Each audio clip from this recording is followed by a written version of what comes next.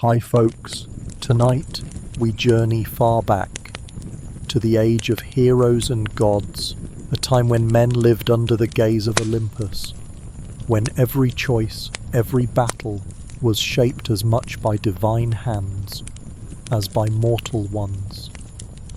This is the story of Troy, a city blessed by Apollo, yet doomed by the pride of kings and the jealousy of goddesses. It is not the story of kings or princes alone, but of a soldier, one among many, whose days began with quiet prayers and ended beneath a sky heavy with smoke. He was not a hero of song, not a name etched forever in poems. He was a man of duty, a man who woke each day knowing he might not see the next. And yet, like so many others, he rose. He shouldered his shield. He gripped his spear. He fought, not for glory, but for his city, his family, and the faint hope that Troy might stand another day. His story is the story of all who lived and died in that doomed city. A tale of courage, of loss, and of a fleeting kind of honor that could only be bought with blood. So, before we begin, take a moment to like this video and subscribe, but only if you genuinely enjoy the way we tell these quiet, lingering stories. And let us know down in the comments where in the world you are watching from and what time it is for you. It is always humbling to know who's joining us from around the world now. Dim the lights. Take a deep breath. Let the noise of the world fade away. And let your imagination open slowly. As we ease into the night, it all happened. The night outside the walls of Troy was heavy and still. Far on the plain, the campfires of the Greek army flickered like a field of restless stars. They burned low and quiet. Shadows of warriors moved slowly among the tents, some laughing softly over cups of wine, others sharpening blades that had already seen too much blood. The Aegean Sea murmured in the distance, its waves rolling gently onto the shore. The sound carried up toward Troy's high walls, mingling with the faint rustle of the wind in the dry grass. Every night felt the same, and yet every night held the same quiet fear. For 10 long years this siege had endured, 10 years of battles at dawn, of truces that never lasted, of hope that grew thin like worn cloth. Inside Troy, the people clung to routines that felt fragile, like pottery about to crack. Every morning, soldiers rose from their beds wondering if this would be the day the Greeks found a way in. It was strange, living in a city that might fall at any moment. The walls felt both comforting and like a cage. At night, many slept lightly, stirring at every distant cheer or cry that rose from the Greek camp. Some prayed to the gods for deliverance. Others had stopped praying altogether. High above on Mount Olympus, the gods watched it all. Zeus with his steady, unreadable gaze. Athena favoring the Greeks, always plotting, always whispering in the ears of their greatest heroes. Apollo, who had taken the side of Troy, casting plagues upon the Greeks when they had angered him. The war was as much theirs as it was the mortals. It was a game of pride, revenge, and destiny. The mortals below did not see the gods, but they felt their presence. Every victory, every loss, seemed like the whim of a distant hand. And in Troy, soldiers like you carried that weight each day, the knowledge that no amount of courage could truly outmatch the will of the gods. Tonight, the air was cool. Smoke drifted lazily upward from the Greek fires, leaving faint trails against the starlit sky. You could almost hear the sea's quiet breathing if you listened long enough, and you wondered, what would tomorrow bring? Would it be just another day of waiting? Or the day the walls finally fell? Tomorrow would come, as it always did. And when it came, you would rise like every soldier before you, shouldering your armor, gripping your spear, and stepping out into a world that might not be standing by nightfall. Even knowing this, life went on. Somewhere in the city, mothers soothed restless children. Priests lit incense to Apollo, their prayers rising in smoke toward the sky. Horses stamped their hooves in the stables, ears twitching at distant sounds. The city slept uneasily, as it had for years. And above it all, the gods watched in silence. Perhaps they smiled, perhaps they argued, perhaps they already knew how it would all end. The Trojan War was not just a war of men, it was a story of pride, of love, of divine grudges and mortal fates tangled together. And you, just one soldier among many, would wake tomorrow to play your small part in it. The stars over the plains shimmered faintly, as if they too were watching the endless struggle below. The constellations told old stories of hunters, of lovers, of heroes who had lived and died long before this war began. To some, these stars were a comfort. To others, they were a cruel reminder that the heavens endured while mortal lives burned out like sparks in the dark. The city gates stood silent and still, tall wooden beams bound with bronze. Beyond them stretched the vast plain where so many had fought and fallen. The earth there was scarred with old trenches, broken chariots and discarded shields.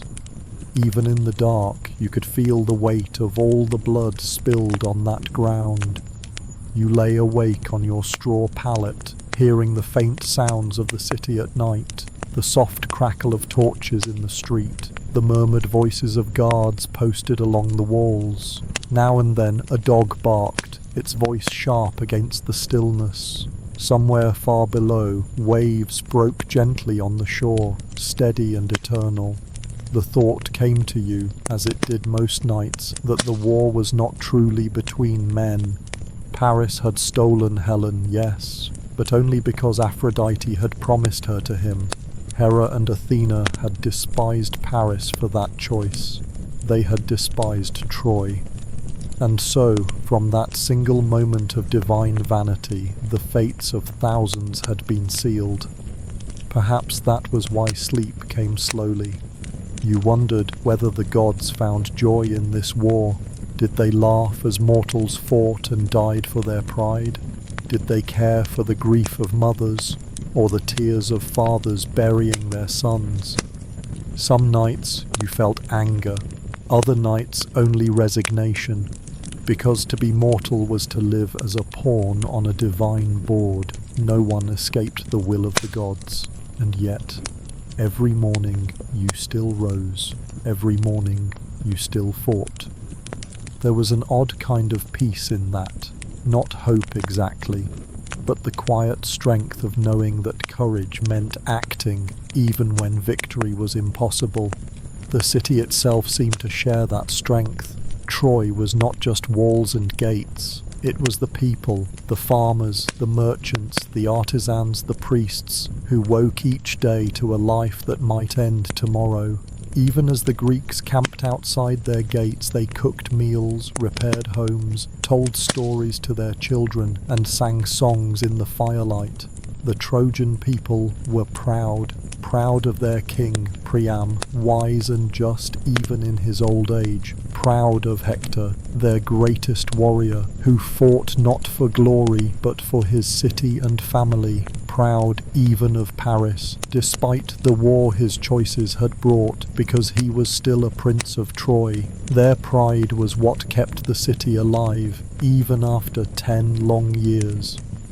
Somewhere you knew Hector was awake too, likely sharpening his sword or walking quietly through the halls of his home, thinking of his wife Andromache and their little son. Achilles, far away in the Greek camp, might be awake as well, still seething with rage, still brooding over his quarrel with Agamemnon, and Helen, beautiful, tragic Helen, perhaps sat by a window, staring out at the plain, wondering if this city she now called home would soon burn because of her. The world of gods and mortals was woven tightly together. Every choice, every moment, every grudge could shift the course of fate. The night stretched on, calm but heavy with expectation. Somewhere beyond the dark horizon, Apollo's chariot rested, ready to rise once more with the sun. And as sleep finally began to creep over you, one final thought lingered. Tomorrow would come. It always did. And when it came, you would be just one soldier among many. But perhaps that was enough. The first pale light of dawn slipped through the narrow windows of the barracks. It was faint at first, casting long, cold shadows across the stone floor. The air was still heavy with the smell of sweat, oil, and leather. The smells of men who slept close together, of armor that never truly came clean, of weapons that were never far from reach. The floor beneath you was rough and cold. Your bed was nothing more than a straw mat, worn and flattened from months of use. Some men stirred already, shifting under their blankets, groaning softly as they stretched aching limbs. Others still slept, their faces slack and tired, mouths open as if clinging to the last moments of rest before another long day. Against the walls, shields leaned in neat rows, bronze faces glinting dully in the weak light. Spears stood bundled in tall racks, their heads darkened with oil to keep the bronze from tarnishing. Swords hung from pegs on the walls, their edges nicked and scarred from battle after battle. Everywhere there was the quiet order of men who knew their lives depended on their weapons being ready. Outside, faint sounds carried in from the waking city, the clang of a hammer striking bronze as smiths repaired shields.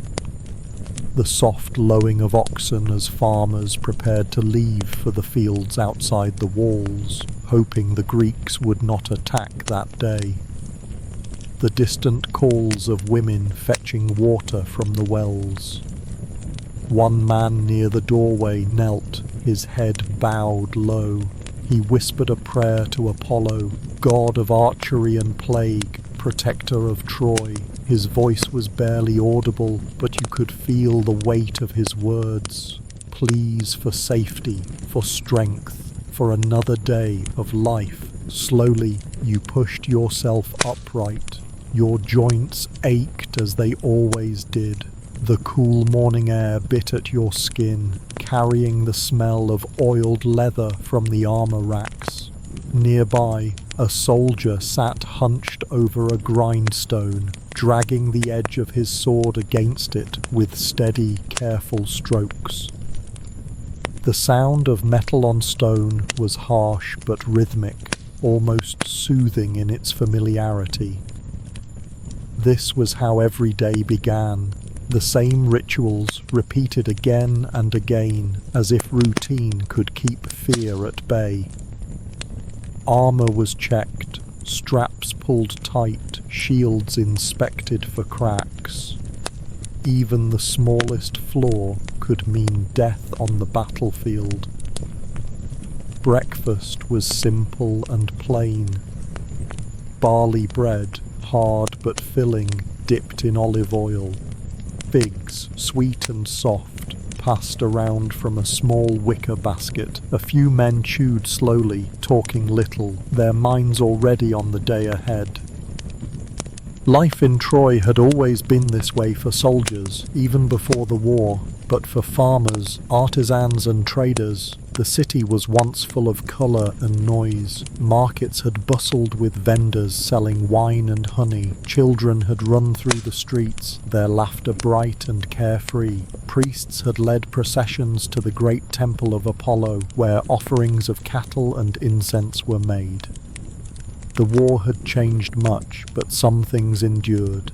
Fields still needed tending, flocks still needed herding, bread still had to be baked, clay still shaped on the potter's wheel. Most Trojans lived simple lives. Farmers worked the fertile lands around the Scamander River, growing wheat, barley and olives. Shepherds roamed the hills with their flocks of sheep and goats. Merchants traded goods from across the Aegean, bronze, pottery, fine cloth and rare spices. The city itself was proud and wealthy. Its walls, said to have been built by Apollo and Poseidon themselves, towered high above the plain.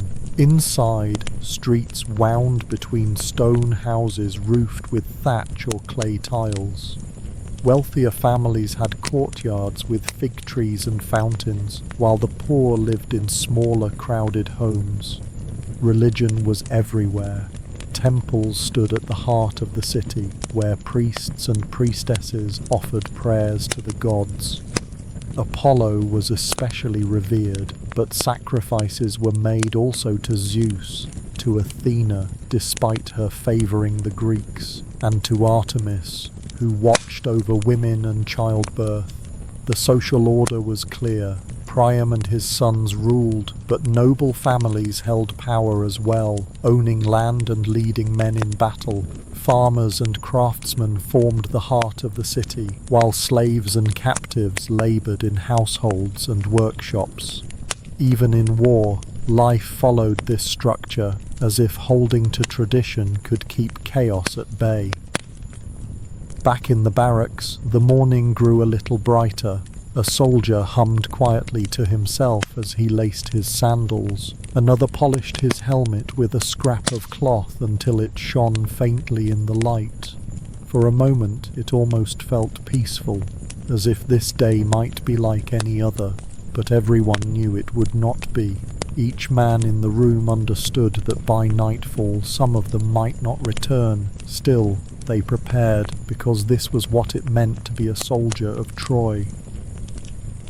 A faint horn sounded in the distance. It was not an alarm, just the signal that the city gates would soon open for the day. Merchants would leave to trade with the few allies who still dared to approach Troy. Farmers would guide their animals to graze in the fields outside the walls.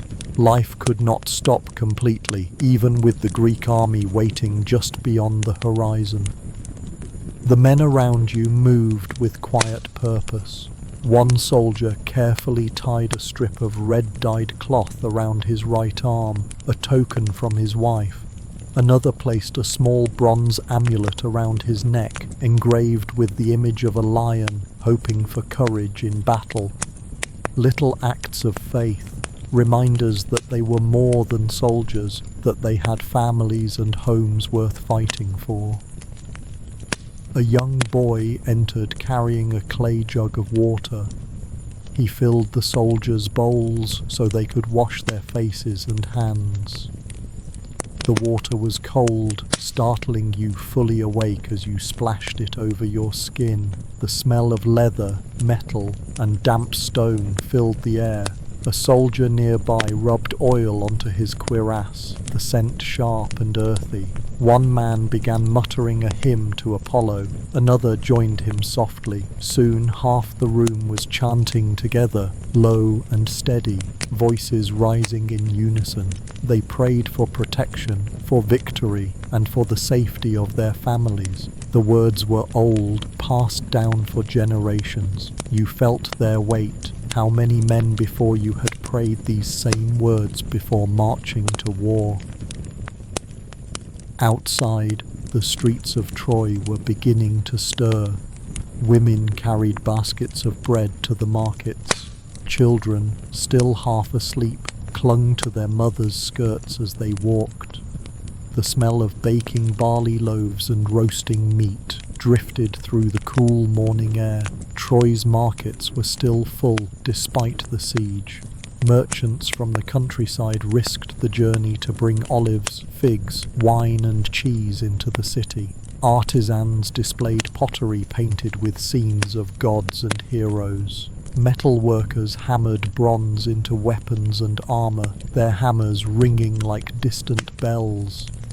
The temple priests were already awake too. You could see faint curls of smoke rising from the altar of Apollo. Sacrifices were being made, small birds, goats, sometimes even cattle, each offering a plea for the god to favor Troy just one more day. This was the heart of Troy, a city alive, full of people trying to live normal lives under the shadow of war. For all its wealth and beauty, Troy was fragile. A single mistake could end it all. As you finished eating the last bites of bread and figs, you glanced at the other men. Some stared quietly at the floor, lost in thought. Others joked softly, as if laughter could hold fear at bay. The boy with the water jug returned to collect the empty bowls. His eyes lingered on the swords and shields stacked near the door. He looked both curious and afraid. He would grow up knowing only war, but perhaps he would live long enough to see Troy rebuilt if the gods were merciful. You tightened the straps of your sandals and ran a hand over the edge of your spear, checking for splinters. The morning routine was complete.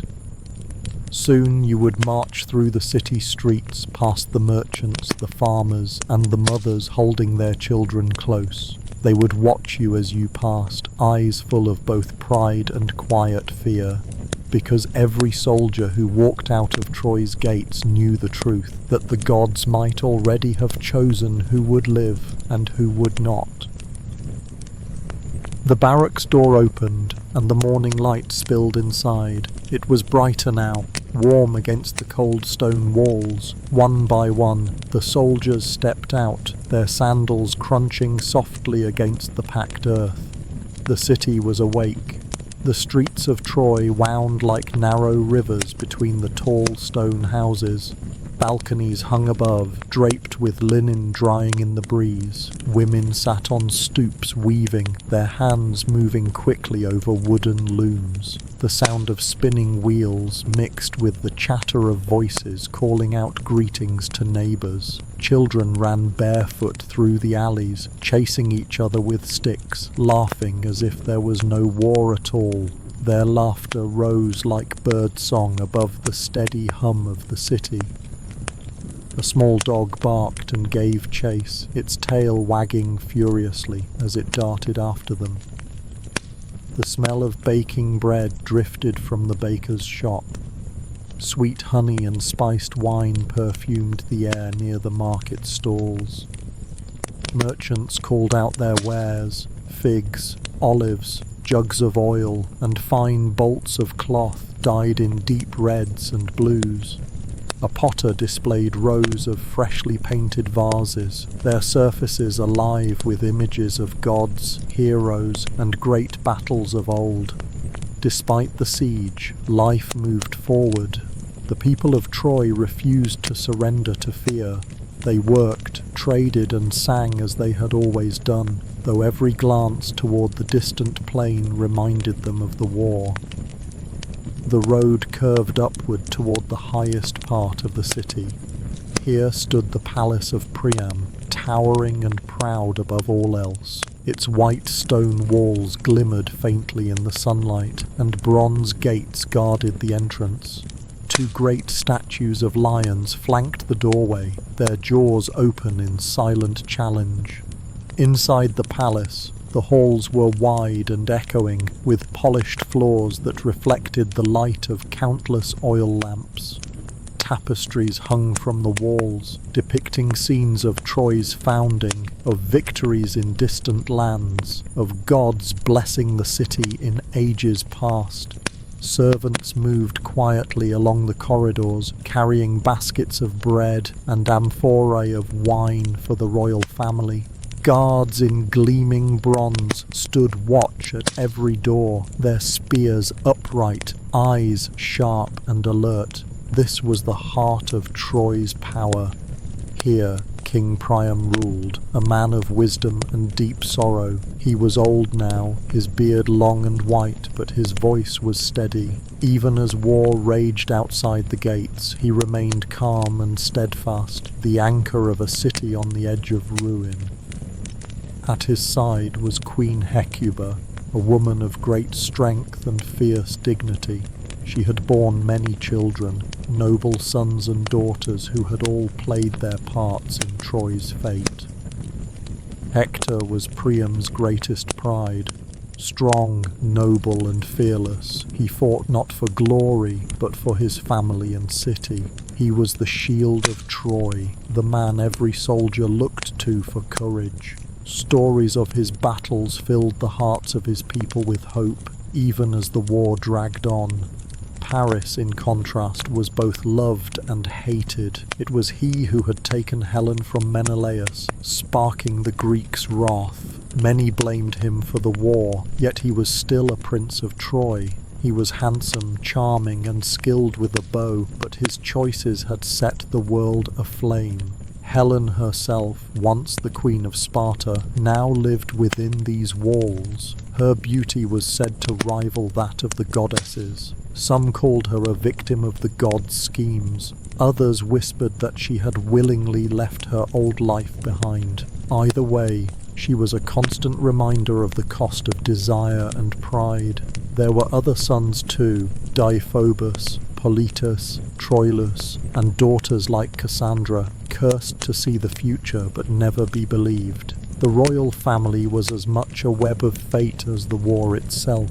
Each had a role to play, whether they wished it or not. Walking past the palace gates, you could feel its weight, not just in stone and bronze, but in what it represented. This was the city's heart, and every Trojan knew that if it fell, Troy would fall with it. The streets below bustled with life. Merchants still bartered, craftsmen still shaped bronze into helmets and swords. Farmers still brought in carts of wheat and olives. But beneath it all was an unspoken fear that this could be the last day Troy would stand as it always had. The road from the palace sloped gently downward toward the markets. Here, the sounds of Troy were loudest. The steady clang of bronze being hammered into shape rang from the smithies. The chatter of merchants bargaining mixed with the braying of donkeys and the calls of children weaving through the crowd. A man sold honey straight from the comb, its golden surface glistening in the morning light. Beside him, a wine seller poured deep red liquid into clay cups for passing traders. The air was rich with smells, fresh bread baking in clay ovens, olives brining in great jars, roasted goat sizzling on spits. Women carried baskets heavy with figs, dates and cheese. Some wore fine robes dyed in deep colours, their hair bound with golden pins. Others wore plain woolen tunics, their hands roughened from weaving and farm work. Weavers sat cross-legged near the edge of the street, fingers flying as they wove bolts of fabric on wooden looms. The rhythmic clack of the looms was steady, a sound as old as the city itself. The people here lived with quiet courage. War loomed just beyond the gates, yet they kept their lives moving. Mothers bent low to speak softly to their children, pointing out which merchant to buy bread from. A group of older men sat beneath a fig tree, playing a board game with small carved stones. They laughed gently, though their eyes carried the weight of many years. High on the palace walls, guards stood watch. Their bronze armor caught the light, and their spears glinted like fire. From this height, they could see the Greek camp stretched out on the plain below. Rows of tents, dark smoke from cooking fires, and the faint shapes of warriors moving among them. Inside the palace, the royal family moved through their own morning routines. Priam might be speaking with his advisors, hearing reports from scouts or messengers. Hecuba would tend to her daughters, ensuring the household ran smoothly despite the war. Hector, if he was not already at the training ground, might be walking with Andromache, holding his infant son in his arms. He cherished these moments, small, fleeting times of peace before returning to the battlefield. Paris, meanwhile, might be in the palace courtyard, practicing with his bow or speaking quietly with Helen. Her presence was both comfort and curse, beloved by him, yet the cause of so much hatred beyond Troy's walls. Cassandra, the princess cursed with prophecy, might be pacing the halls in frustration. She could see what would come, but no one believed her warnings. Her voice, once trusted, had become a quiet echo lost in the grand chambers of the palace. The palace itself was a marvel. Great pillars carved with images of gods and heroes lined its halls. Golden cups and silver bowls gleamed on wooden tables inlaid with ivory. Priam's throne stood at the far end of the great hall, carved from dark wood and decorated with gold. It was not a place of excess, but of power, meant to remind visitors that Troy was strong, wealthy, and proud. Here, the fate of the city was decided each day. Every message from the battlefield, every rumor from the Greek camp was brought to this hall. Priam would listen carefully, weighing each choice with the patience of a man who had seen both glory and grief. From the palace steps, the whole city seemed alive. Its narrow streets, its tall houses, its countless people, all carrying on their lives in the shadow of war. The smell of roasting meat mingled with that of wet clay from the potters' workshops. Goats bleated softly as they were herded through the marketplace. Birds wheeled overhead, calling out as they circled above the rooftops. For all the tension, Troy still breathed. It still lived. And as you looked out over the city, you could not help but wonder how many more mornings would begin this way. How many more times would the people of Troy wake to the sound of merchants calling, of children laughing, of smiths hammering their bronze? No one knew, not Priam, not Hector, not even Helen, whose face had launched 1,000 ships. Perhaps only the gods knew, and on Olympus they watched still.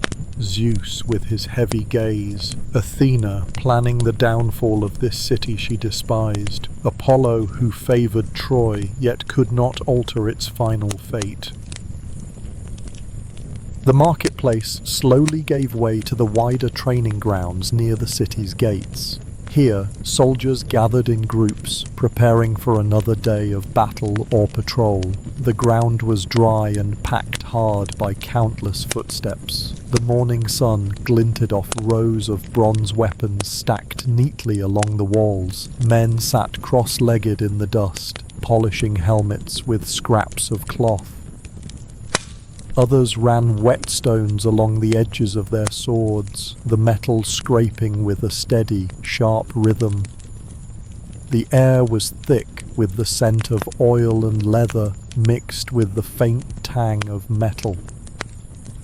You could hear the muted thud of hammers in the distance, still working to mend shields that had been split in yesterday's skirmish. You began to dress for war. First came the linen tunic, simple and white, tied at the waist with a belt. Over it you lifted the bronze cuirass, a chest plate moulded to the shape of a man's torso. It was heavy, its inside cool against your skin, the metal smelling faintly of oil used to keep it from dulling. Then came the greaves, long bronze guards for the shins. They were shaped to fit snugly, clasping around the legs to protect them from sword strikes or spear thrusts. You reached for your spear, tall and balanced perfectly to fit your grip. Its head of sharpened bronze caught the light as you tested its weight. The spear was a soldier's most trusted weapon, able to thrust from behind the shield's cover or be hurled through the air toward an enemy. Finally, you lifted your shield. It was large and round, with a wooden core covered in stretched oxhide. Its bronze rim was dented and scratched from many battles. Painted across its face was a bold design, an emblem of the household you fought for, perhaps a lion or a serpent, meant to inspire fear in your foes. The shield was heavy, but its weight felt familiar, like an extension of your own arm. Every soldier around you prepared in the same way. Helmets were lowered over heads, the bronze cheek guards clinking softly as they locked into place. Straps were tightened, buckles checked, weapons balanced and inspected. It was a ritual that never changed, as if each step helped to steady the heart before battle. In the real world of the Bronze Age, warriors like these carried much the same gear. Their armour was made from hammered bronze, beaten into shape by skilled smiths. Shields were crafted from layers of wood and hide, sometimes reinforced with metal. Swords were short, double-edged, meant for stabbing in the crush of close combat. Food for these soldiers was plain, but sustaining. Barley bread, olives, dried figs and cheese were common fare. Before battle, they might drink watered wine, or eat roasted meat if it was available. Warriors were trained to march long distances in armour, to fight in formation, and to rely on discipline more than sheer strength. Battles were brutal, but brief. Spears and arrows struck first, followed by the clash of swords and shields as the two sides collided. Victory often came not from skill alone, but from numbers, morale, and the favour of the gods. The weight of the armour settled heavily on your body as you rose to your feet. The cuirass pressed into your shoulders. The shield pulled at your left arm with its bulk. Sweat already began to gather along your brow, though the morning air was still cool. You looked around at the other soldiers.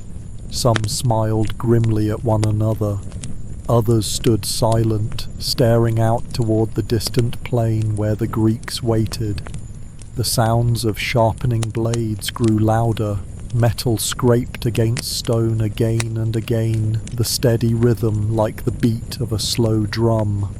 A horse whinnied from the stables nearby, pawing at the ground as if sensing what was to come. The city felt tense. Everyone knew that at any moment a messenger could arrive with word of a skirmish or an assault. The final piece was the helmet. You lifted it carefully, feeling its cool weight in your hands. The bronze was smooth and faintly polished, catching the sunlight in dull flashes. Inside, the padding smelled faintly of leather and sweat, worn from countless days of use. You slid it down over your head. The world dimmed slightly, the cheek guards framing your vision. It was snug, heavy, but familiar, like stepping into a role you had played too many times before. All around, the scene was the same. Soldiers tightened straps on each other's armour. Some laughed softly at shared memories of past battles, as if to chase away the dread building in their stomachs. Others stood in silence, lost in private thoughts, perhaps whispering prayers beneath their breath. One man knelt, pressing his forehead briefly to his shield before rising again. Another touched a charm tied to his spear shaft, a small figure carved from bone. Each soldier had a ritual, small acts of faith to bring courage or luck in battle. The air smelled of oil, of sweat, of the faint metallic tang of weapons freshly sharpened. The morning sun was higher now, casting a warm glow on the bronze that lined the training grounds. Birds wheeled lazily overhead, their cries shrill against the steady scraping of wet stones. It was hard not to think of what was coming. Each clash with the Greeks left men dead or broken, and yet the preparations never changed. Every day, armor was polished, blades honed, shields inspected, because hope, even in the smallest form, was built on routine. Bronze Age warfare was as much about order as it was about strength. Armies fought in ranks, shields overlapping, spears thrusting forward in deadly rhythm. A soldier's shield was not just his own, it protected the man beside him. Discipline held the line together. One faltering soldier could mean disaster for all. When battles ended, survivors tended to the wounded and gathered the dead. Funeral pyres burned for heroes, while poorer soldiers were buried in simple graves. Stories were told of their bravery, songs sung to honor their memory. For in a world where death came suddenly, remembrance was the only immortality most men could hope for. You shifted the weight of the shield on your arm. The leather straps bit slightly into your forearm, a reminder of the battles to come. Nearby, a young soldier practiced lunging with his spear, his movements careful and precise. Another helped an older comrade fasten his cuirass, their hands steady, though neither spoke a word. The captain's voice finally rang out across the grounds, deep and commanding. "Ready your arms! Form up!" Men moved instantly, gathering shields, spears and swords. The sound of armor clinking filled the air, mingled with the steady tramp of feet as the soldiers assembled. The time for quiet preparation was ending. Soon you would march toward the walls, and beyond them lay the plain, and the Greek army that had waited 10 long years for this city to fall. The order came, and the formation began to move. Shields overlapped as the soldiers fell into line. The steady rhythm of sandals striking the packed earth echoed softly through the training ground. Bronze armor clinked with each step, a sound as familiar as breathing. The city streets grew quiet as you marched. Merchants stepped aside to let the soldiers pass. Mothers held their children close, watching silently from doorways. Older men gave nods of respect, their eyes filled with pride but shadowed by worry. The line of soldiers wound upward through Troy's narrow roads, heading toward the massive gates. Sunlight glinted off helmets and spearheads, turning the formation into a river of bronze that shimmered as it moved. The great gates of Troy loomed ahead. They were massive, built from heavy timbers reinforced with bronze bands. Legends said Apollo and Poseidon themselves had once helped build these walls, raising the stones with divine strength. Even after 10 years of war, they still stood unbroken. The guards stationed at the gate stepped aside as the soldiers approached. The gates opened slowly with a deep groan, wood and metal creaking under their own weight. Beyond the walls lay the wide plain of Ilium. The land stretched flat and open, scarred by years of fighting. Chariots lay broken in the dust. Spears and shields, some rusted, some still stained with dark patches, were scattered like forgotten memories of battle. Far ahead, the Greek camp sprawled across the shoreline. Hundreds of tents rose in uneven rows, smoke drifting from countless fires. The faint sound of drums carried on the breeze, deep and steady, like a heartbeat in the distance. Occasionally you could hear a command shouted from somewhere far away, voices echoing faintly across the plain. The air was heavy with tension. It always was here. Every soldier knew this ground held the blood of thousands. Somewhere in that camp, Achilles still mourned the loss of Patroclus. His grief was deep, turning to rage so fierce that even the gods watched him carefully. He had not yet returned to battle, but when he did, every Trojan knew it would bring terrible slaughter. Elsewhere, Odysseus might be speaking quietly with his companions, his sharp mind already working on new tricks and deceptions. He was not the strongest of the Greeks, but his cunning had won them many victories. It was said he rarely slept long, his mind always restless, always turning over some new plan to end the war. You walked with the others in silence, save for the steady beat of footsteps and the occasional clink of metal. The air outside the city smelled of dust and dry grass, carried on a faint breeze from the sea. Seagulls wheeled overhead, their cries harsh against the quiet hum of marching men. In the distance, Greek soldiers could be seen moving about their camp, some preparing weapons, others tending to fires. Their banners stirred in the wind, symbols of Sparta, Mycenae, Ithaca, and the many cities that had joined this long war. The gods watched too. Athena stood behind the Greeks, whispering counsel to their greatest warriors. Apollo still favoured the Trojans, though even his blessings could not last forever. Zeus, high on Olympus, remained silent, his will hidden, as though waiting to see how mortals would play out their fates. Each step toward the plain felt heavier than the last. The walls of Troy behind you stood strong, but beyond them was only uncertainty. You gripped your spear a little tighter, the shield on your arm pulled at your shoulder, but its weight was reassuring, a familiar burden you had carried many times before. Ahead, the captain called for the men to halt.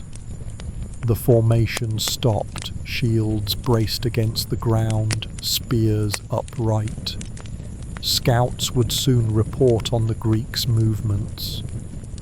For now, all you could do was wait.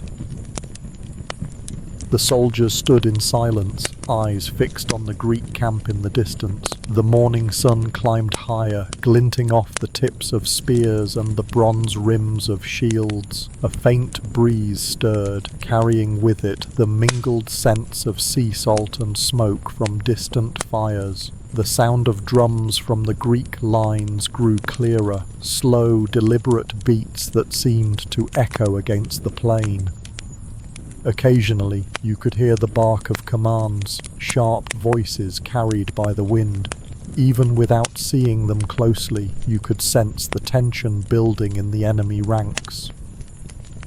The plain between the two armies was littered with reminders of yesterday's battle. Broken chariot wheels lay half buried in the dust. A discarded helmet rested on its side, its plume torn away. Spears jutted from the ground like thin, jagged trees. This was a place where history itself was being carved into the earth, each clash leaving its scars, each death adding to the silent weight that hung over the field.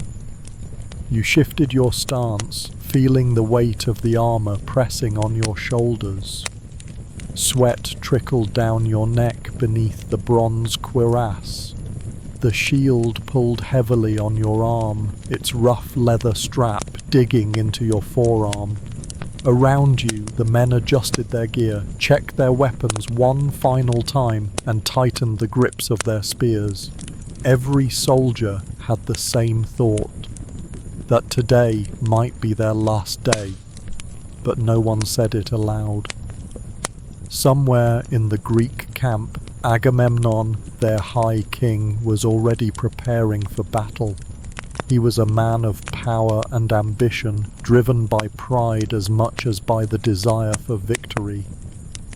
Beside him, perhaps, stood Menelaus, still burning with anger toward Paris, the man who had taken his wife. And among them all was Odysseus, ever watchful, his sharp mind turning even as he strapped on his armour, but not Achilles. The greatest of the Greek warriors still sat apart, consumed by grief for Patroclus, who had fallen at Hector's hands. Achilles' rage was said to be unlike that of any other mortal. When he returned to battle, it would be with the fury of a storm, and many Trojans would fall beneath his spear. The captain gave a short command, and the formation began to march again. Your feet pressed into the dry earth, kicking up small clouds of dust with each step. The sound of marching was steady, almost like a drumbeat of its own. Armour clinking softly, sandals striking the ground in unison. The closer you came to the plain, the louder the Greek camp seemed to grow. You could hear the shouts of warriors rallying together, the whinny of horses, the creak of wooden chariot wheels being prepared. The war never truly slept. Even in the quiet moments it breathed, waiting for the next clash. You felt the eyes of the gods on you as you walked. Apollo's presence was like the warmth of the sun at your back. But Athena's cold gaze lingered as well, sharp and calculating. On Olympus, Zeus remained silent, watching as though the war was a tale being told for his amusement. Some said the gods had already decided the fate of Troy. Others believed that even the gods could not fully see how it would end. But for you, there was no choice. You were a soldier, and soldiers marched where they were told, one day at a time until the war ended or death came. As the plain stretched out before you, the city walls stood tall behind, a reminder of everything at stake. Families, friends and loved ones all waited inside those gates, hoping that today would not be the day the Greeks broke through. The soldiers reached their positions at the edge of the plain. Shields were lowered, spears gripped tight. The waiting began, because in war there were always long hours of silence before the storm. The waiting stretched on, heavy and silent. The air was still except for the faint calls of seabirds wheeling overhead and the soft rustle of the dry grass on the plain. Every soldier stood ready, shields planted in the earth, spears upright, eyes fixed on the Greek camp far ahead. Then came the sound of horns, deep, brassy and unyielding. They echoed across the plain. A moment later came the answering roar of drums, their steady beat rolling like thunder. Figures began to move in the Greek lines. Rows of soldiers emerged from between the tents, forming ranks with practiced discipline. Chariots rattled as they were drawn into position, their wheels creaking over the hardened ground. The sun caught on the bronze of their armour, sending sharp glints of light flashing toward Troy's soldiers. The captain raised his arm. "Ready!" he shouted, shields lifted, spears levelled. A hush fell over the formation, as if the very air held its breath.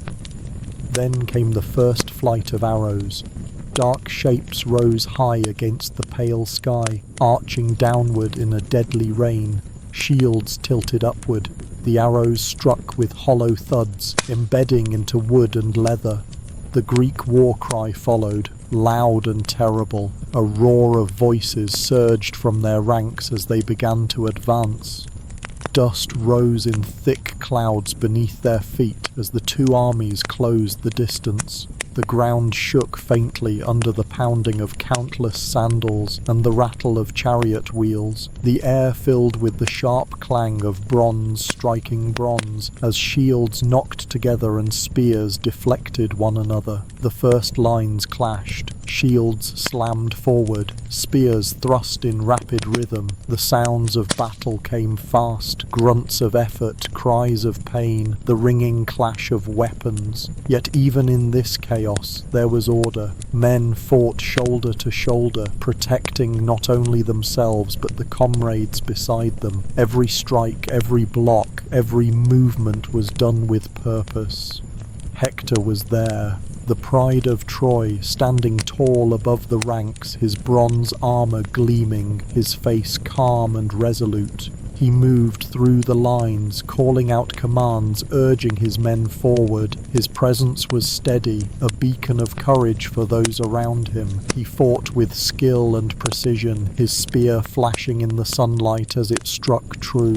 Where Hector stood, the Trojans held firm. His voice carried over the din, strong and unwavering, giving strength to the hearts of men who might otherwise falter. Far above, on Mount Olympus, the gods watched. Athena leaned forward, her eyes sharp with calculation, whispering guidance to her favoured warriors. Apollo stood apart, his golden bow slung across his shoulder, his gaze fixed on Hector and the Trojans he cherished. Zeus, seated on his high throne, remained silent. No god yet dared to shift the balance fully. Homer's Iliad spoke of these moments, not as tales of glory alone, but as reminders of the fragility of life. Men fought not only for victory, but for memory. To die forgotten was a fate worse than death itself. A hero's name, sung in poems, was the only immortality mortals could hope for. Even Hector, noble as he was, fought knowing that fate would one day claim him. And yet he fought still, because honour was not about living forever, but about meeting death without shame. The line surged forward. Dust rose thick as the clash grew fiercer, coating the air with grit that stung the eyes and throat. Spears splintered, swords rang against bronze. The shouts of commanders rose above the din, urging men to hold fast, to push forward, to strike true. Everywhere was motion and sound, the low thrum of arrows in flight, the crash of shields colliding, the cries of warriors as they fell, their voices fading quickly into the roar of battle. And yet, amid this chaos, time felt strangely slow. Each heartbeat stretched long, each clash of weapons carried the weight of countless lives. Dust thickened around the soldiers' feet, rising like a low fog. Sweat ran down faces and pooled beneath armour, stinging eyes and soaking linen tunics. The air was hot now, heavy with the metallic tang of bronze and the sharp scent of sweat and fear. Spears broke, their wooden shafts snapping with hollow cracks. When a spear splintered, men drew their short swords, double-edged blades perfect for the brutal close crush of combat. The ringing of metal on metal was constant, punctuated by the grunt of effort and the cries of the wounded. A chariot rolled forward on the Trojan flank, pulled by two powerful horses. Its wheels sent up sprays of dust as it thundered past, the driver shouting commands, the warrior beside him readying his spear. Chariots could turn the tide of a battle, but they were also vulnerable if the lines faltered. Hector's voice rose again above the chaos. He called to the men around him, urging them to hold their ground, to fight as one. Wherever he moved, soldiers seemed to stand a little taller, their shields raised higher, their strikes sharper. He was more than just a warrior, he was the beating heart of Troy's defence. Every soldier knew that if Hector fell, their hope would falter with him. On the other side of the plain, the Greeks pressed forward with grim determination. Somewhere among them, Ajax the Great fought with towering strength, his shield vast and heavy, his strikes relentless. Odysseus wove through the fray with calculated precision, his sharp mind as deadly as his spear.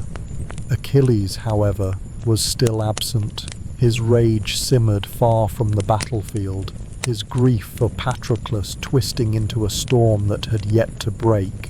But every Trojan knew that when Achilles returned, the war would shift in a way no mortal could stop. From Olympus the gods debated quietly. Athena urged the Greeks on, delighting in their advance. Apollo, standing apart, considered when he might intervene, his loyalty to Hector unwavering. Ares, god of war, prowled restlessly, his bloodlust stirring as he watched mortals clash in his name. Zeus, still silent, kept his own counsel. He had already weighed the fates of men and cities. He knew that Troy's end was inevitable, yet he allowed the game to play out, as if savouring every move before the final piece fell. The Iliad never glorified this carnage without sorrow. It told of heroes who sought honour, but also of men who wept, who feared, who longed for home, even as they fought.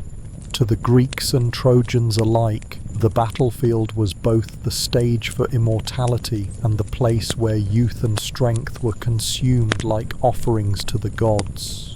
Even Hector, whose courage was unmatched, understood that honour was fleeting. His story, like that of all men, would one day end, but in this moment he fought as if the outcome could still be changed. The noise swelled, clashing bronze, shouting men, neighing horses, rattling chariot wheels. Dust stung your eyes, making it hard to see more than flashes of bronze and glimpses of faces twisted in effort. You thrust your spear forward, feeling the jolt as it struck a shield, and glanced aside. The soldier beside you grunted as he shoved forward, pushing his shield against the enemy in front of him. For a moment, the world shrank to only what was directly around you, the weight of your shield, the grip of the spear in your hand, the deafening crash of combat. Time seemed to stretch thin. Each breath felt long, each strike deliberate. You were both participant and witness to a story greater than any one man.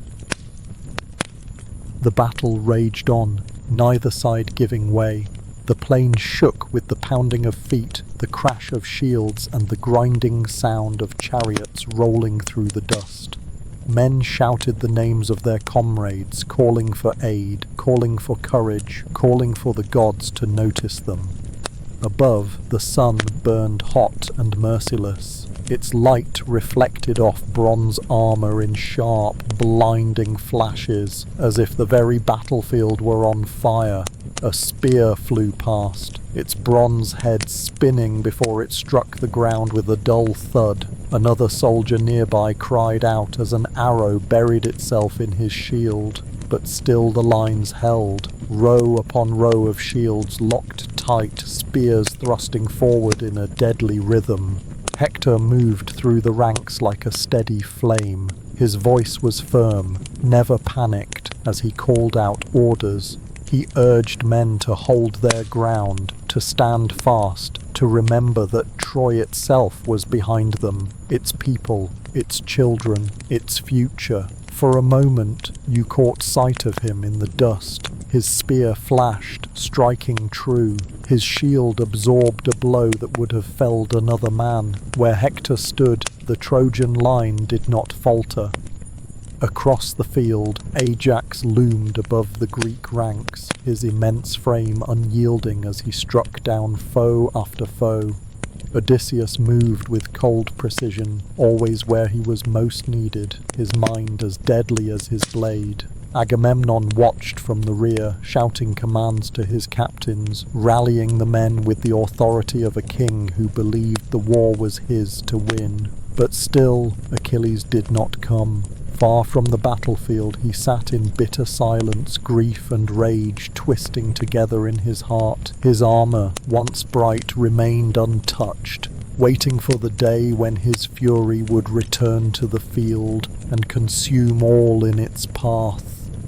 On Olympus the gods murmured among themselves. Some urged intervention, eager to sway the battle. Athena smiled coldly as the Greeks pressed forward. Apollo watched Hector closely, his favour clear, but his power restrained.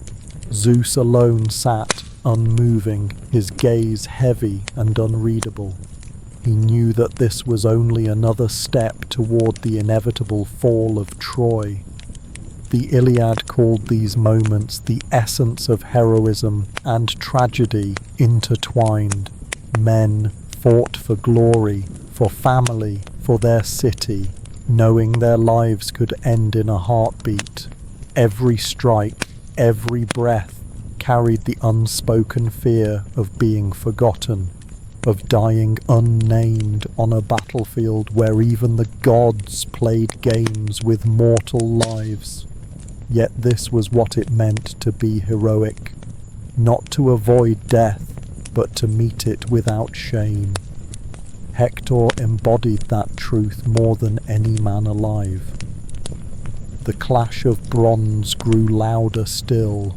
The ground shook with the force of the fighting. Dust turned the air hazy, coating tongues and throats with a dry bitterness. You gripped your spear tighter, feeling its smooth shaft slick beneath your hands. Your shield pressed heavily against your forearm as you pushed forward, step by step, with the men beside you. Somewhere in the chaos, a voice cried out in pain, sharp and short, then fell silent.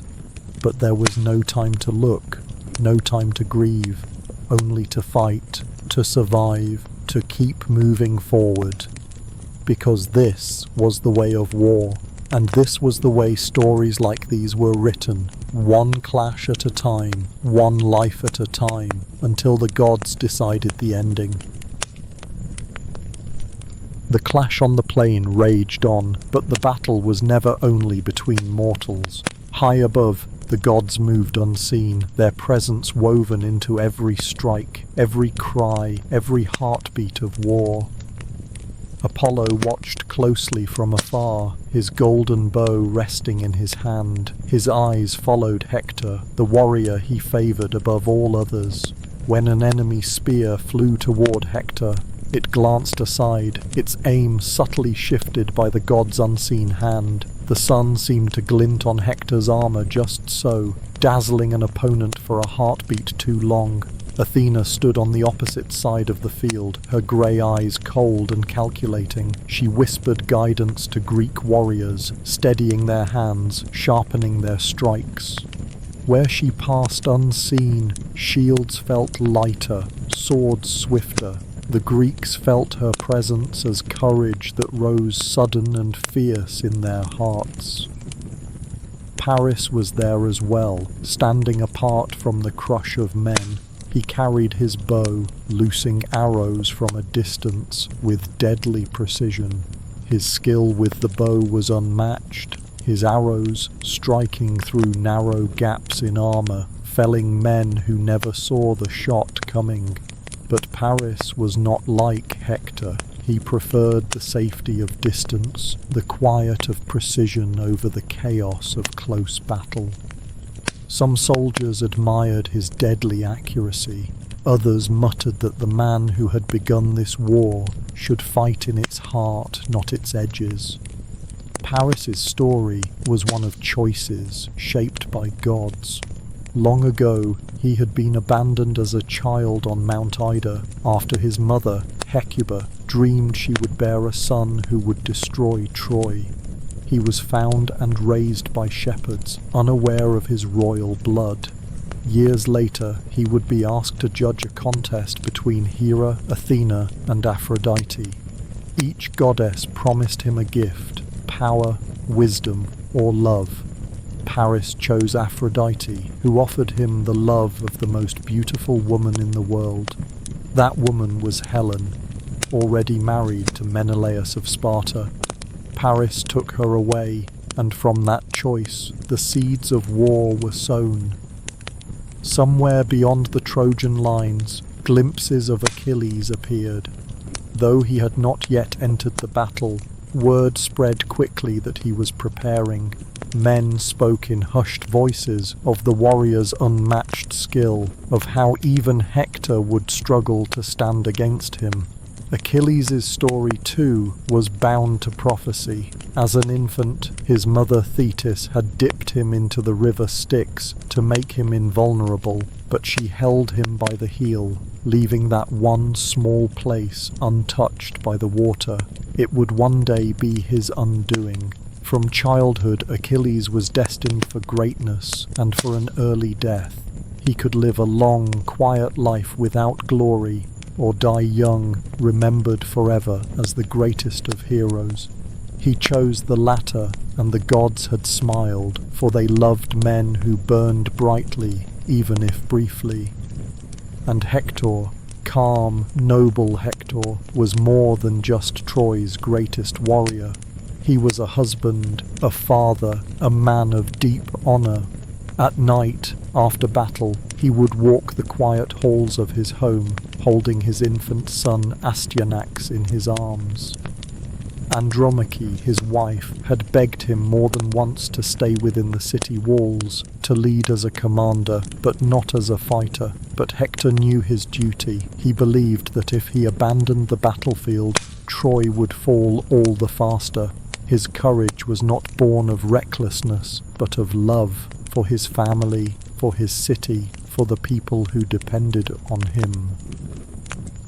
The battle below was a reflection of these lives intertwined. Every strike carried the weight of divine choices and mortal fates. Apollo's unseen guidance turned the tide in small ways, while Athena's subtle touch steered Greek warriors to victory. On Olympus, Hera watched with quiet satisfaction as the Greeks pressed forward. Aphrodite, ever near Paris, shielded him from danger where she could. The gods quarrelled and debated, their rivalries spilling into the mortal world as easily as spilled wine. The plain roared with the clash of bronze, the shouts of men, and the pounding hooves of chariots. But above it all, the gods' silent influence decided more than any sword or spear ever could. Apollo stepped lightly across the battlefield, unseen by mortal eyes. Where his presence lingered, Trojan warriors seemed swifter, their spears truer. An arrow loosed by Paris struck a Greek captain in the neck, felling him instantly. Paris allowed himself a brief smile, yet there was no pride in it, only the quiet certainty that he was fulfilling the role the gods had chosen for him. Athena moved just as subtly through the Greek ranks. She steadied a warrior's hand as he drew back his spear. The weapon flew straight and struck a Trojan shield, glancing upward to pierce the shoulder of its bearer. To mortals it seemed like chance, yet to the gods every movement was deliberate. High on Olympus, the gods argued as they always did.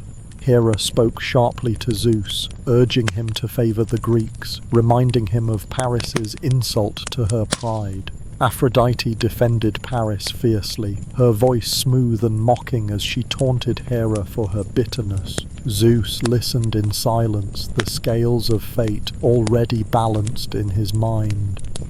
Hector fought on, his spear flashing in the sunlight. To the men around him he seemed almost untouchable. He moved with grace and strength, his shield deflecting blows as though guided by Apollo himself. In that moment, you remembered the stories told around Troy's hearths, of Hector as a boy, training tirelessly under the watchful eyes of seasoned warriors. He had been gifted even then, but his heart had always been his greatest strength. Those same stories told of his love for Andromache. He would hold her hand gently even after long days of battle, his armor still smelling of sweat and oil. When he lifted their son, Astyanax, his face would soften, his eyes losing the sternness of a warrior. It was that humanity, his ability to be both warrior and man, that made him beloved by Troy. Paris loosed another arrow. This one struck a Greek soldier square in the chest, sending him tumbling backward. Though Paris avoided the press of close combat, his arrows were deadly, each strike carefully placed. Some soldiers near him muttered their disapproval under their breath, yet others remembered that without Paris there would have been no Helen, and without Helen there might have been no war to fight, no honor to win, no songs to be sung. Paris's life was a thread tangled deeply in the god's own weaving. The judgment of Paris, when he chose Aphrodite over Hera and Athena, had been the spark that lit the fire consuming the world now. Even Achilles, though absent, felt present in every whisper that passed between Greek soldiers. His name was spoken in awe and fear alike. Some said his very presence on the field could turn the tide of war. Others feared that when he returned, death itself would march beside him. Achilles had been trained by the centaur Chiron, schooled in both warfare and music. Even as a boy, he had been swift, fierce, unstoppable. The stories told of his mother's desperate attempts to keep him from war, even disguising him among maidens so the Greeks would not find him. But fate always finds its path. Odysseus, clever as ever, had lured Achilles out by laying weapons among gifts of jewelry. Achilles, unable to resist the pull of a warrior's destiny, revealed himself, and so sealed his own fate. The gods loved heroes who burned brightly, even if briefly, and so, as the battle raged, they watched with fascination. Every strike, every arrow, every desperate push of the shield was another piece in a story that had already been written in the stars. The plain was chaos. Bronze clashed against bronze. Men shouted names and curses. The smell of dust, sweat, and blood filled the air. Yet above it all, the gods remained still, like distant spectators, savouring every move of a game they had set in motion long ago. The battle pressed on, fierce and unrelenting. Spears clashed, swords rang, shields buckled under the force of blows. The plain was filled with shouting, the creak of chariot wheels, and the steady beat of drums far in the distance. But as the day wore on, you began to notice what always followed, the quiet toll of war. Men you had stood beside that morning were no longer there. A shield lay empty in the dust, its owner fallen. A spear dropped from lifeless hands. A soldier you had shared bread with only hours before now lay still, his face turned toward the pale sky, eyes unseeing. The first time you lost a comrade, the grief had been sharp, cutting deep into your chest. But after so many battles, the grief had changed. It no longer burned. It settled heavy, like a stone, sinking deeper with each name lost. You stepped over bodies as the fight surged forward. Each one carried a story, a man who had laughed at breakfast, another who had whispered a prayer before marching.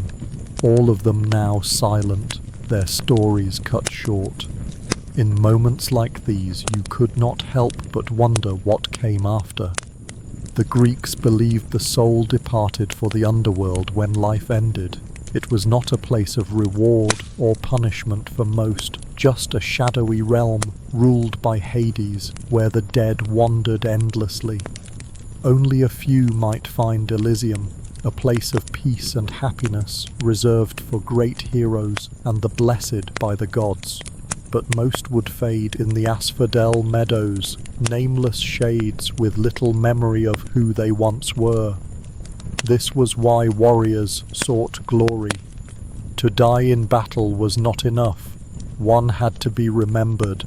Songs and stories would keep a name alive long after the flesh was gone. To be forgotten was the truest death of all.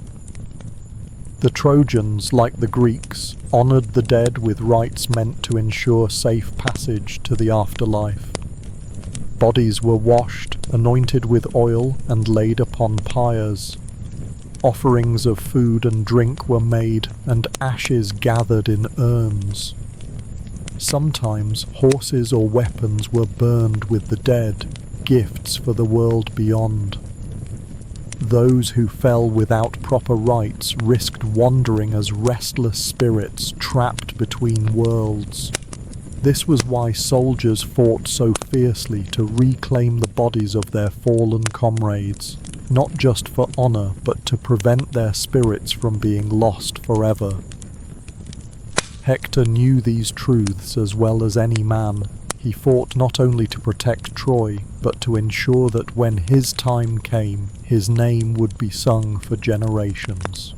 Honor was the only immortality a mortal could claim, and yet, when you looked around at the plain, it was hard not to feel the fragility of it all. Men lived, fought and died, and whether their names endured or faded often depended on the whims of poets, not the gods. You looked around. Men you knew this morning now lay still in the dust. Their blood had darkened the earth, staining it in patterns that would be gone with the next rain. The sounds of their voices, their laughter, their fears would never return. This was duty, this was war, and yet every soldier still hoped for glory. You tightened your grip on the spear, even as your arms ached and your shield dragged heavy on your arm. There was no time to mourn, no time to speak the names of the dead. The living pressed on, driven by duty, fear, and the fragile hope that they might live to see another sunrise. Yet in the back of your mind the thoughts lingered. Would your own body one day lie among these fallen? Would anyone remember your name when the fires burned low and the ashes scattered? The Greeks told stories of great heroes, Achilles, Ajax, Odysseus, men whose names would live forever in the songs of poets. They were not gods, but their deeds gave them a kind of immortality that even Olympus could not erase. That was the fate every warrior sought, not simply to live, but to be remembered, to have their names spoken long after their bones had turned to dust. And so they fought on, even knowing death was certain, because glory was the only shield against being forgotten. The rites for the dead were sacred. A soldier's companions would gather his body, wash it carefully, and anoint it with oil.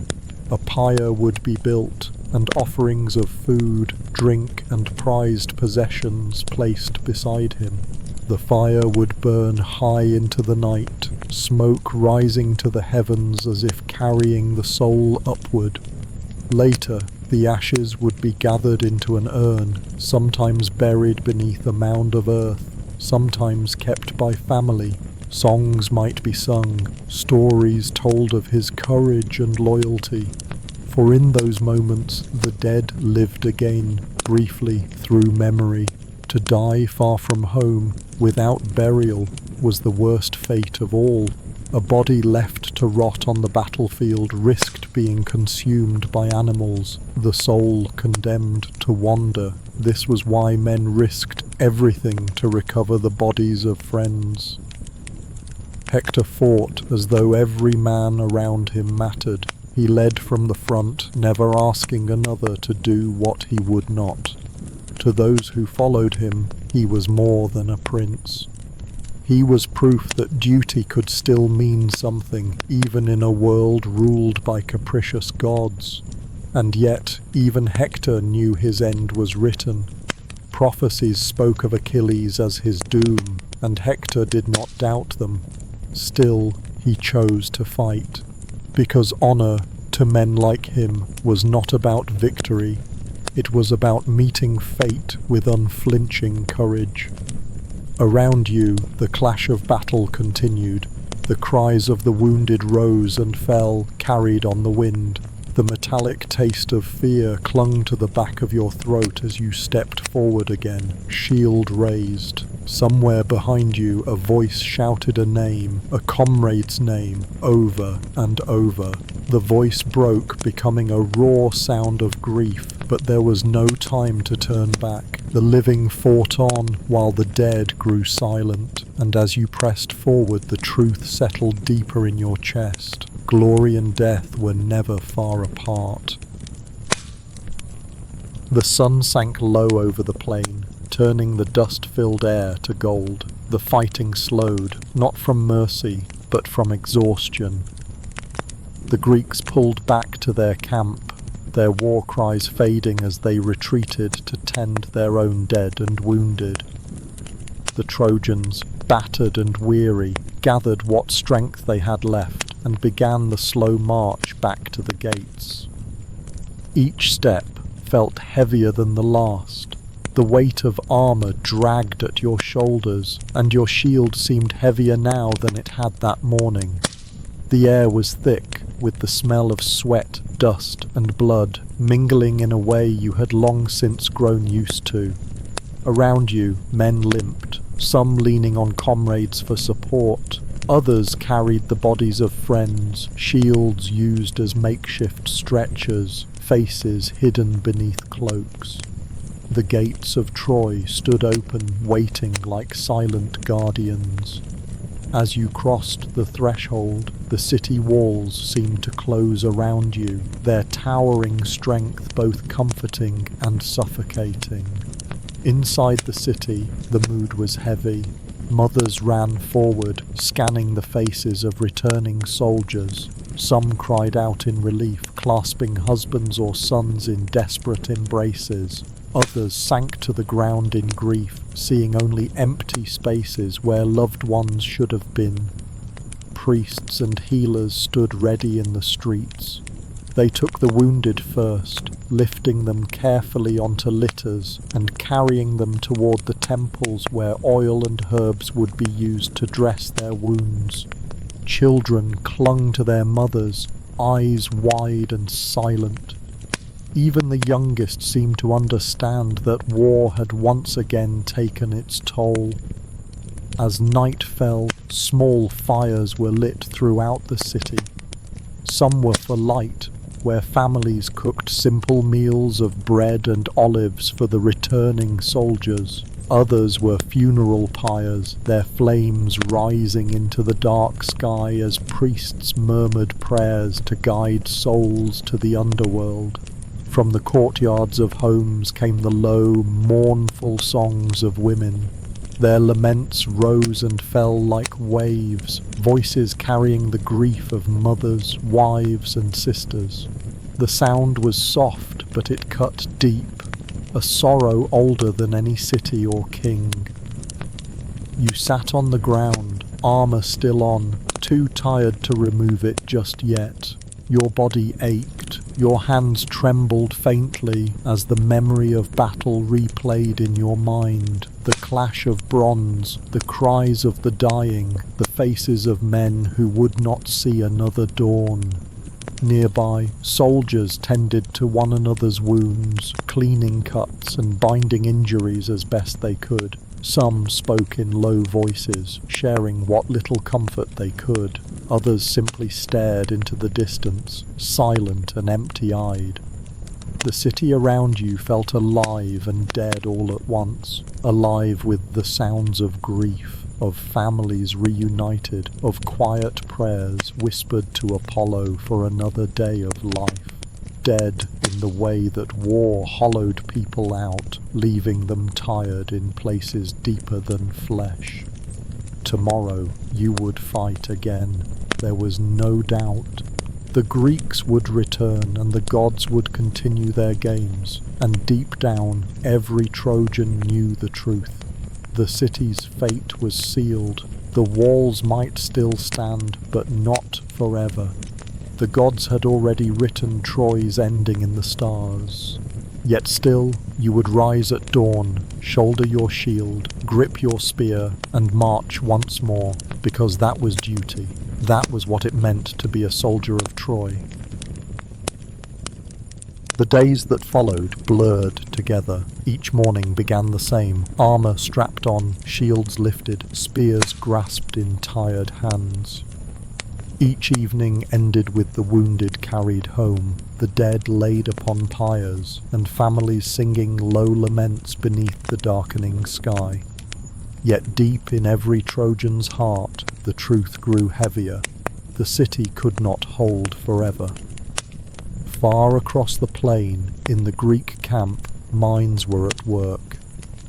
Odysseus, ever cunning, was already shaping the plan that would end Troy once and for all. A wooden horse, massive and hollow, would be built, a gift, seemingly an offering to Athena to deceive the Trojans. The Greeks would pretend to leave, burning their tents, sailing away into the horizon. But inside the horse, their greatest warriors would wait in silence. When night fell and the gates of Troy opened to bring the horse inside, the end would begin.